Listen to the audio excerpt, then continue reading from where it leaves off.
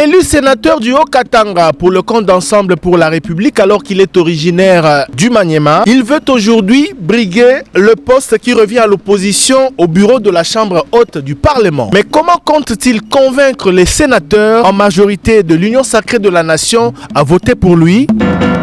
Face à face spécial reçoit ce vendredi 9 août, après le journal de 19h, Salomon Kalonda Dela Idi, candidat rapporteur adjoint au Sénat. Chers auditeurs, chers téléspectateurs, bonsoir et bienvenue à ce nouveau numéro de votre magazine Face à Face. De la prison où il s'est trouvé, il a réussi, sans battre campagne physiquement, à se faire élire comme député provincial à Kindu, dans la province du Maniema, sa province d'origine, puis sénateur quelques semaines plus tard dans le Haut-Katanga, avec un score qui a fait de lui l'un des meilleurs élus du pays à la Chambre haute du Parlement.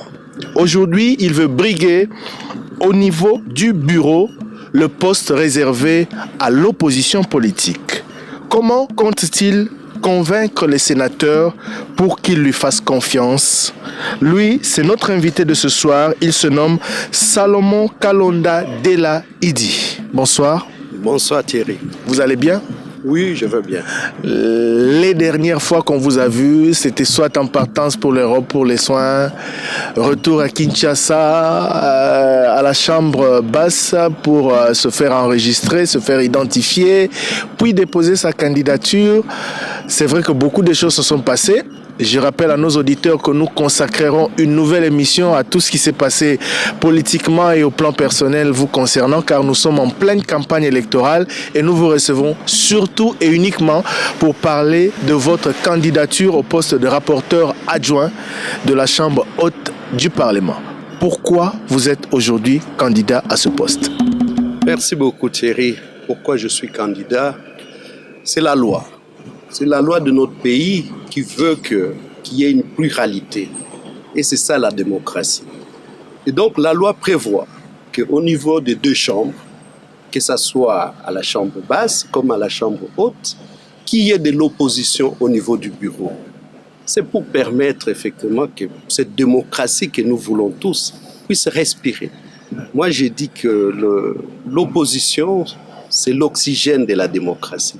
Et donc, j'ai été investi par mon parti politique, Ensemble pour la République, qui est la première force de l'opposition en RDC, et pour briguer le poste qui revient de droit à l'opposition. Donc voilà pourquoi la raison est simple, c'est que c'est la loi en RDC qui le permet.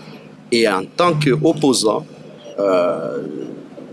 pas seulement n'importe quel opposant, donc en fait, Ensemble aujourd'hui, représente cette opposition. Et donc voilà pourquoi je suis candidat. Entre la loi et la réalité du terrain, il faut convaincre en plus de cela. Et en plus, vous n'êtes pas le seul sénateur de votre famille politique. Pourquoi seulement vous? Oui, il y avait des ambitions dans notre parti. C'est ça, on a fait jouer cette expérience démocratique à tout le monde, déjà dans notre parti. Et à la fin, la majorité de nos cadres, de nos militants, ont voulu que ça soit moi. Pourquoi moi? Je ne sais pas, on doit demander au parti. Mais personnellement, je me suis dit que je peux apporter aussi ma pierre dans l'édifice. Parce que certaines ambitions s'étaient manifestées également au parti pour briguer le même poste. Bien sûr, bien sûr. Et moi, je me suis dit que je peux apporter quelque chose. C'est vrai, j'étais l'homme de l'ombre à l'époque. Peut-être qu'il est temps que je puisse montrer aussi que je peux faire autre chose. Peut-être qu'il est temps que la République puisse bénéficier aussi de ce que j'ai pu faire dans l'ombre. Beaucoup de gens ne me connaissent pas. Je souhaiterais, Thierry, peut-être un jour qu'on puisse parler un peu, mais pas aujourd'hui, mais prochainement. Justement. Et donc, j'ai des choses à faire dans ce pays, en commençant par ces bureaux où finalement, le poste de rapporteur adjoint peut paraître petit, mais il y a des choses à faire parce que le rapporteur adjoint s'occupe notamment de rapports des vacances parlementaires. Vous savez, les vacances parlementaires, c'est le Congo qui revient au fait à la surface. C'est le Congo profond. Ouais. C'est là où on va expliquer tout ce qui se passe dans nos coins, dans nos territoires. Et maintenant, il faut faire le suivi. C'est vrai que ça se faisait, mais les résultats, c'est quoi? C'est que le Congo profond a été oublié. Et moi, je veux faire de sorte que je remonte ce Congo profond à la surface. On va justement y revenir. De l'ombre à la lumière, Salomon Idi Kalonda, très longtemps derrière ou à l'ombre de Moïse Katumbi, mais politiquement, vous avez joué, même lors de la législature passée, sans être député, un rôle très important, notamment dans l'encadrement des regroupements politiques proches de votre président. Mais revenons un tout petit peu en arrière pour évoquer mon introduction. Vous n'étiez pas physiquement présent, vous étiez en prison, mais vous avez réussi à vous faire élire. Comment les choses se sont passées? Comment vous avez vécu cela? Être élu avec brio, député provincial à Kindu, être élu une nouvelle fois avec brio la main parmi les meilleurs élus du pays, sénateur dans une province qui n'est pas votre province d'origine, même si vous y avez travaillé pendant quelques années. Merci Thierry. Effectivement, dans l'ombre ne voulait pas dire qu'on ne travaille pas pour la population. Cette population, croyez-moi, quand vous faites des choses bien, elle est reconnaissante. Et donc, la population m'a vu à l'œuvre, à côté du président Moïse Katumbi, dans le Haut-Katanga, dans les Grands Katanga à l'époque. Et donc, j'étais une plaque tournante de beaucoup de choses, mais dans l'ombre. Mais les gens voyaient comment j'étais sérieux dans mon travail, comment j'ai poussé les choses, comment je faisais de sorte que les choses se réalisent. Et là, dans les Grands Katanga. Dans le maniement, très peu de temps, je me suis dit, je vais essayer d'organiser ma province d'origine. Et les gens ont vu en moi le dynamisme que j'avais amené. Et eux-mêmes, ils se sont dit, en prison ou pas, nous allons les lire. Peut-être vous revenez sur presque le meilleur élu, le deuxième meilleur élu sénateur de la République. Mais je suis aussi le meilleur élu de la province du Maniema, la députation provinciale, tout en étant en prison. Et donc, c'est une reconnaissance de cette population. Quand vous faites des choses pour la population, elle reconnaît et elle devient redevable. Votre parti politique vous a désigné. Elle est également la première force politique au niveau du Sénat. Mais vous n'êtes pas le seul candidat à ce poste. Vous allez faire face à un challenger. C'est l'ancien gouverneur de l'Équateur, Jean-Claude Baende Etafé Eliko. Ça ne vous fait pas peur, ce challenge? Ça ne me fait pas peur, mais je préférais faire ma campagne. Je le souhaite bonne chance et j'ai fait ma campagne parce que je crois que j'ai des valeurs à mettre au devant. Je sais que je sais mieux faire, c'est le travail, le suivi des travail, et c'est ce que je veux mettre au profit de notre Sénat. Et donc, je préfère faire ma campagne, mais rappeler seulement qu'Ensemble pour la République, c'est la première force de l'opposition. Au Sénat, nous sommes 4 de l'opposition, 3 sont des Ensemble. Donc 3 ont jeté l'air dévolu à ma candidature. Et donc voilà, la démocratie reste aussi ces jeux de nombres. Tout à fait, mais pour être élu ce samedi, il faut convaincre plus de 3 justement pour avoir la majorité absolue et être élu. Comment vous comptez aller au-delà de ce nombre des sénateurs de l'opposition? Comment vous comptez convaincre les sénateurs de la famille politique opposée à la vôtre? Merci beaucoup. Vous savez, ce qui nous divise peut-être est plus faible que ce qui peut nous unir. Opposition ou majorité, nous sommes d'accord sur des principes. Nous sommes d'accord qu'il faut une démocratie représentative. Et cette démocratie, il faut une opposition crédible, responsable, sincère.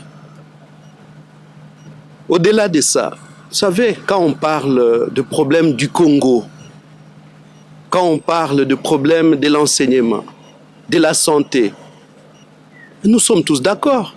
Et donc, c'est ça les termes que je vais parler. J'ai parlé déjà avec mes collègues pour dire que non, je ne viens pas d'une planète Mars. Nous sommes tous Congolais, de l'opposition, de la majorité. Qu'est-ce qu'attendent les Congolais de nous? Ils n'attendent pas de nous, opposition-majorité, ils attendent des solutions à leurs problèmes. Et moi, je vais apporter cette contradiction autre, parce que la voie unique ne peut pas développer un pays. La voie unique ne peut pas être la démocratie. Et donc, il faut une voix autre. Et donc, je serai la voix des sans-voix, les autres Congolais qui ne se retrouvent pas dans ce pouvoir. Il faut que ces Congolais-là trouvent en moi quelqu'un qui va porter leur voix. Et c'est ce que je vais faire en toute responsabilité. Ça veut dire en parlant avec les collègues, en faisant comprendre aux collègues et en privilégiant le consensus. C'est ça le mode. Comment on bat campagne quand on est sénateur dans ce contexte? C'est vrai que c'est la première fois pour vous d'être élu sénateur, mais il y a tellement de choses qui se racontent autour de ces élections avec les grands électeurs en face. Comment on bat campagne et comment on se donne des chances d'être élu? Non, mais moi, c'est une bonne expérience parce que j'ai en face de moi, naturellement, les gens qui pouvaient être hostiles. Mais au contraire, je n'ai pas trouvé des gens hostiles devant moi. Parce que je parle de valeurs, je parle du Congo, je parle de l'unité, je parle de la paix, je parle de la réconciliation. Notre pays a aujourd'hui besoin de la réconciliation. Et si aujourd'hui on va stigmatiser cette opposition républicaine, nous avons fait le choix d'entrer dans les institutions, pas dans le côté de la majorité, mais les institutions prévoient la place de l'opposition. Il faut encourager cette voix. Sinon, les gens vont chercher d'autres voies. Comment s'exprimer? Si aujourd'hui, nous qui sommes dans les institutions, nous ne savons plus parler ou que nous ne sommes pas écoutés, ben tiens, les autres, ils vont donner raison aux autres pour dire, mais tiens, ceux qui ont préféré la voie des institutions ne sont pas écoutés, et donc il faut trouver d'autres voies. Moi, je crois que c'est une main tendue à tout le monde, aux Congolais. Et donc, j'ai parlé à mes collègues pour leur dire que non, nous devons crédibiliser notre démocratie. C'est la seule approche? Non. Dans pareilles circonstances, il faut parler, convaincre. Il n'y a pas autre chose, il n'y a pas d'autres arguments qui peuvent les amener à voter. Pour moi, il n'y a pas plus d'arguments que ça. Parce que la démocratie doit aller de pair avec l'opposition. Et ce n'est pas moi d'ailleurs, c'est le législateur qui a proposé cela. Et maintenant, il faut voir la personne. C'est qui la personne en face? Et donc, j'explique à mes collègues qui suis-je. Beaucoup ne me connaissent pas. Mais je reviens seulement sur le point qu'on reconnaît le maçon au pied du mur. Justement, mais beaucoup de vous ne connaissent pas. Ce n'est pas un handicap pour vous parce que longtemps, très longtemps, vous avez travaillé dans l'ombre. En période de campagne, on ne vous a pas vu pour la raison que l'on vient d'évoquer ici. Beaucoup vous découvrent, en fait, contrairement à votre adversaire qui lui a déjà eu à exercer à un certain niveau les fonctions de l'État. Oui, mais effectivement, vous serez étonné. Je croyais que les gens ne me connaissaient pas. Mais quand je croise mes collègues, peut-être ils connaissent encore mieux Salomon que beaucoup qui me connaissaient avant. Donc, en fait, être dans l'ombre ne veut pas dire ne pas être connu. Je suis connu. Peut-être parfois les gens découvrent les visages, mais les noms m'avaient précédé. Et les noms m'ont précédé dans quoi? Dans l'efficacité, dans le travail bien fait, dans le suivi de ce que je faisais, dans les sérieux du travail. Et les gens les reconnaissent. Et donc, voilà, contrairement aux autres qui ont travaillé, il y a un bilan. Il faudra maintenant qu'on mette en balance ces bilans. Et moi, j'ai toujours été droit sur mes bottes. Les gens savent que je suis de l'opposition. Je n'ai jamais traversé d'un côté ou de l'autre. Mais bon, on a des gens qui, hier ici, demain, après-demain, mais moi, je suis resté droit. Et donc, voilà, si on veut vraiment quelqu'un qui va être sincère, qui va être crédible, je suis là. Est-ce que ce message passe? Ça passe énormément. Je crois que je peux prétendre ici que j'ai été entendu. Jusque-là, en tout cas, mes collègues m'ont compris. Et la plupart me posent des questions pour me connaître encore davantage. Et ça a été, comme j'ai dit, un bel exercice pour moi parce que ça nous a permis de nous rapprocher. On se connaissait à distance, mais on se découvre davantage. En dehors de cette approche que vous évoquez, on ne parle pas d'argent, on ne parle pas de certaines tentatives, on ne parle pas autre chose dans pareilles circonstances. Pour moi, je parlerai de moi. Jusque-là, je n'ai pas croisé quelqu'un qui m'a demandé de l'argent. Donc voilà, moi j'ai parlé avec des gens, on s'est découvert, on a échangé. Jusque-là, c'est ce qui s'est passé. Donc je n'ai pas croisé sur mon chemin quelqu'un qui m'a exigé quoi que ce soit. Est-ce qu'Ensemble pour la République est entièrement, totalement derrière votre candidature? Tout à fait. J'ai été investi, la preuve, moi j'ai été investi par le secrétaire général, donc celui qui a déposé ma candidature. Et donc je suis les représentants de Ensemble pour la République. Vous savez pourquoi je pose cette question avec autant d'insistance? On a tous vu l'investiture, oui. On a tous vu le secrétaire général du parti vous accompagner jusqu'au dépôt de votre candidature, mais on n'a pas senti l'unanimité, le soutien de certains hauts cadres du parti, surtout que l'on a appris que parmi ceux qui avaient manifesté des ambitions, il y en avait qui étaient plutôt proches d'autres cadres du parti plutôt que de vous, raison pour laquelle je pose cette question. Non, je crois que c'est ça la démocratie. Ça veut dire, dès que vous avez des ambitions et que le parti tranche, tout le monde s'aligne. En tout cas, je peux vous confirmer aujourd'hui de mes 2 collaborateurs. Tous, ils sont avec moi. Et d'ailleurs, c'est parmi eux, ils sont en train de battre campagne pour moi au moment où je suis avec vous. Donc, sur cela, il n'y a aucun problème. Les autres cadres du parti n'ont pas... Après mon investiture, il n'y a pas eu de débat. Il n'y a plus de débat. C'est fini. Avant, c'est normal. Tout le monde pouvait soutenir tel ou tel autre. Mais dès que la candidature a été déposée, avant même, dès que le parti s'est prononcé, tout le monde s'est mis autour de moi et je reçois le soutien de tous. Votre adversaire politique est de la DIPRO, dont un membre est au gouvernement. Vous n'avez pas peur que, puisque la majorité est à l'union sacrée au niveau du Sénat, vous n'avez pas peur qu'il ait un petit avantage par rapport à vous? Je crois à la sagesse des sénateurs. Ils savent qu'on cherche aussi à être crédible. Vous savez, à un certain moment, les gens nous observent. Quand les gens nous observent, nous devons être conséquents. Que prévoit la loi? Il faut que les gens de l'opposition soient là. OK.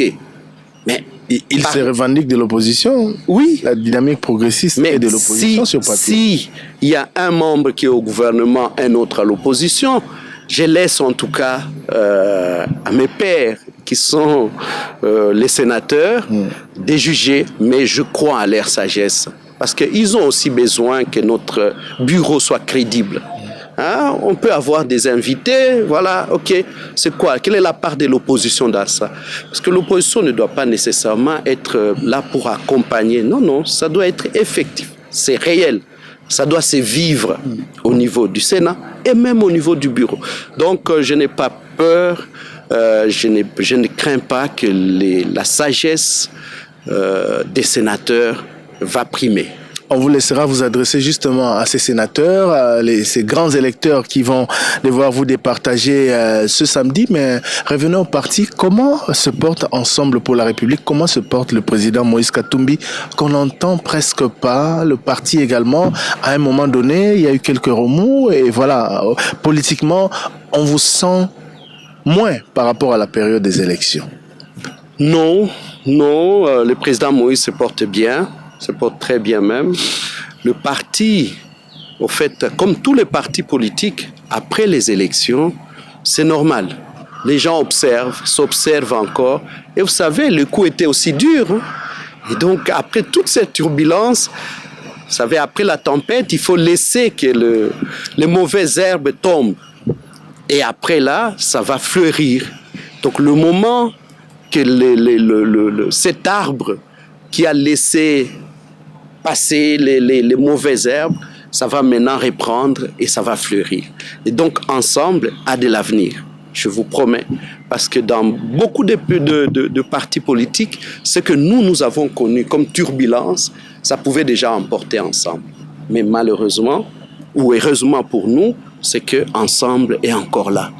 Et il y a le socle sur lesquels on va bâtir ensemble. Au vu des chiffres sortis des dernières élections, vous l'avez dit, vous êtes la première force politique de l'opposition, mais on s'attendait à ce que le président Katumbi prenne justement ce flambeau de l'opposition et surtout le porte ou l'incarne, mais on le sent plutôt en retrait de la vie politique de temps en temps, comme c'était le cas le 30 juin dernier. Il fait des sorties médiatiques, mais on ne le sent pas si impliqué dans la vie politique, alors que ces députés, à tous les niveaux, dans toutes les assemblées, siègent et sont très actifs. Pourquoi on ne le sent pas? Pourquoi on ne l'entend pas? Pourquoi on ne le voit pas souvent? Je crois que je comprends. Que ce soit vous, que ce soit la population qui aimerait le voir davantage, je crois que c'est aussi stratégique. Et la stratégie, ça ne s'étale pas ici. Mais comme on a dit, on aura l'émission pour détailler tout ça. Et donc, moi, j'aimerais bien qu'on réserve cette partie à cette émission. À l'émission que l'on fera sur votre situation. Tout à fait. Parce que là, on va s'éloigner du dossier actuel. C'est d'abord le Sénat et l'élection au bureau. Je comprends, mais pourquoi avez-vous choisi l'Assemblée provinciale et le Sénat? Parce que les acteurs politiques ont souvent, de votre âge, ont souvent tendance à aller plutôt à l'Assemblée nationale qu'au Sénat. Pourquoi vous avez choisi le Sénat? Le Congo à la base. L'Assemblée provinciale, c'est le Congo à la base. C'est le Congo profond. Le Sénat, c'est une projection de ce Congo profond. C'est tout ce que j'ai choisi. Et donc, moi, je crois au développement à la base. Et d'ailleurs, ça tombe bien, hein? Finalement, je prends les rapporteurs adjoints qui va faire les liens entre les provinces et finalement le national. À travers les rapports des vacances parlementaires des sénateurs. Tout à fait. Ça fait partie de vos attributions des rapporteurs adjoints. Et donc, non, mon choix est réel et mon choix est concis depuis l'Assemblée provinciale et le Sénat. Donc, voilà, moi je veux le développement à la base. Beaucoup disent que le Sénat, c'est une chambre inutile. C'est une chambre d'ailleurs qui est appelée, si jamais des réformes sont mises en place, à disparaître. Elle ne sert à rien parce qu'elle ne fait pas tomber des ministres, parce qu'elle est limitée dans son déploiement, etc. Est-ce que vous avez eu cette impression ou vous avez cette impression aujourd'hui? Laissez-moi découvrir. Nous sommes au début de la législature. Jusque-là, j'ai pas encore beaucoup siégé parce que j'étais malade. Je venais d'arriver. Le bureau va se mettre en place. Posez-moi la question après parce que je découvre. Ça, j'entends parler. Maintenant que je serai acteur, à ce moment-là, je vous dirai qu'est-ce que je pense. Est-ce que c'est inutile? Est-ce que c'est utile? Parce que je crois que c'est l'homme qui fait la fonction. C'est pas la fonction qui fait l'homme. Donc, laissez-moi entrer d'abord et puis on tirera les leçons. Je rappelle que notre invité candidat rapporteur adjoint au Sénat pour le compte de son parti, Ensemble pour la République, c'est le poste que doit occuper l'opposition au sein de ce bureau de la Chambre de la Sagesse, la Chambre haute du Parlement. Si jamais ça ne marchait pas, si jamais ces députés ne vous faisaient pas confiance, on ne vous le souhaite pas. Vous avez dit que ça va aller, ça se passe bien, la campagne, ils adhèrent, ils vous connaissent, etc. Si jamais ça ne marche pas. Bon, je dirais que c'est la démocratie. Je dirais que les sages n'ont pas compris peut-être mon message. Je dirais que la Chambre haute va fonctionner, son bureau en tout cas, va fonctionner sans moi. Mais je resterai effectivement sénateur de l'opposition. De l'opposition. Je repose la question sous les signes de l'espoir. Qu'est-ce que vous vous donnez comme chance au maximum pour que ça marche? Pour que vous soyez élu, parce que la réalité du terrain, vous êtes dirigeant sportif également, ce sera le jour J, le samedi, lors de la plénière. Qu'est-ce que vous vous donnez comme chance pour que ça marche ce jour-là? Le contact avec les sénateurs, les grands électeurs, les échanges que j'ai faits avec eux. Et les discussions que nous faisons me poussent à croire que mon message est entendu, mon message est compris. Parce que je base effectivement ma campagne sur ce contact, et sur ces discussions, sur ces échanges. Parce que je veux être constructif. Beaucoup, peut-être, comme ils sont de la majorité, ils ont peur de l'opposition quand ils entendent parler de l'opposition. Mais il faut expliquer maintenant c'est quoi cette opposition que nous, on veut faire. Hein? Peut-être qu'ils se disent que non, ça sera un blocage. Non, au contraire. Et donc, nous serons là. Nous serons constructifs. C'est une opposition républicaine constructive. Donc, quand ils vont amener la majorité, s'ils amènent des propositions qui vont dans le sens du développement de notre pays, nous allons encourager. Nous allons pousser cela. Mais par contre, nous serons intransigeants si aujourd'hui la corruption continue dans notre pays, si les détournements continuent. Il y a 2 points qu'on sera intransigeant. Mais tout ce qu'on va nous amener qui iront dans le sens de terminer la vie chère de notre population, d'améliorer la situation de nos populations, de faire de sorte qu'on commence à quitter, je ne sais pas, Mbuji-Mayi à Kinshasa par route. Qui va refuser ça? Personne. Donc on va encourager de telles initiatives. Et donc voilà, on essaie de rassurer aussi les gens, parce que le mot opposition, parfois ça fait peur, mais non, c'est une convivialité, c'est un combat d'idées. C'est pas un combat physique, non, c'est le combat d'idées. Et donc, voilà. Vous avez eu à consulter votre camarade du parti qui se fait élire avec brio au niveau du bureau de l'Assemblée nationale pour vous donner quelques... allez. Ça fait partie des stratégies. Vous dire comment ça s'est passé là-bas parce que... Ouais, oui, ça fait partie des stratégies. Et donc, voilà, je ne peux pas étaler ici, mais en tout cas, elle me soutient. Et donc, le fait de me soutenir, elle m'explique aussi comment ça peut se passer. Monsieur Salomon Idi Kalonda, face à la caméra, adressez-vous, s'il vous plaît, aux députés, à ces grands électeurs qui ce samedi seront obligés de vous départager, vous avec votre concurrent.